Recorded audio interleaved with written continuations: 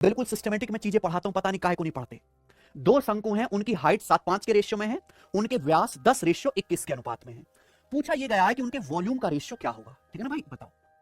दो अलग अलग शंकु हैं प्यारे बच्चों, उनकी हाइट का रेशियो दिया हुआ है, उनके व्यास का रेशियो दिया गया है, उनके वॉल्यूम का रेशियो आपसे पूछा है। अच्छा प्यारे बच्चों बताओ, शंकु का वॉल्यूम क्या होता है? 1/3 पाई आर स्क्वायर एच।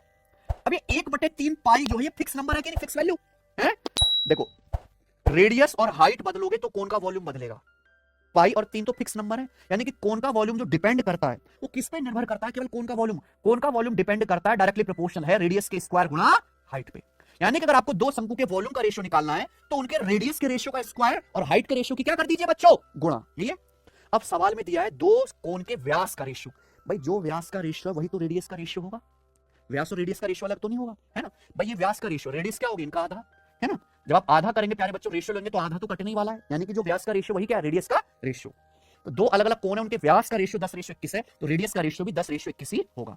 वॉल्यूम का रेशियो पूछा है तो रेडियस के रेशियो का स्क्वायर गुणा हाइट। हाइट का रेशियो कितना है प्यारे बच्चों, 7/5। दोनों रेशियो की सीधी सीधी गुणा करो, आ गया ना। ये दोनों शंकु के वॉल्यूम का रेशियो आ गया।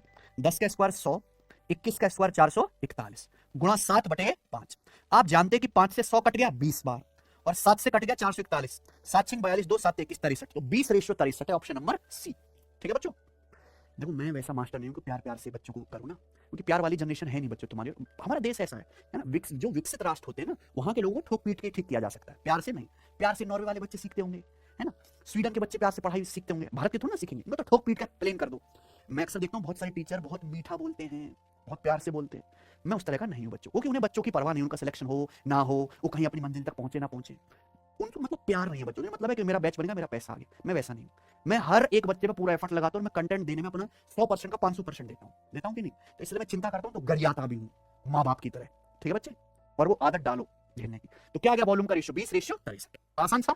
सचिन सब बच्चे समझ गए। रेडियस के रेशियो का स्क्वायर और हाइट के रेशियो की क्या कर देंगे, सीधी सीधी गुणा। वॉल्यूम का रेशियो आ गया। आइए अगला सवाल।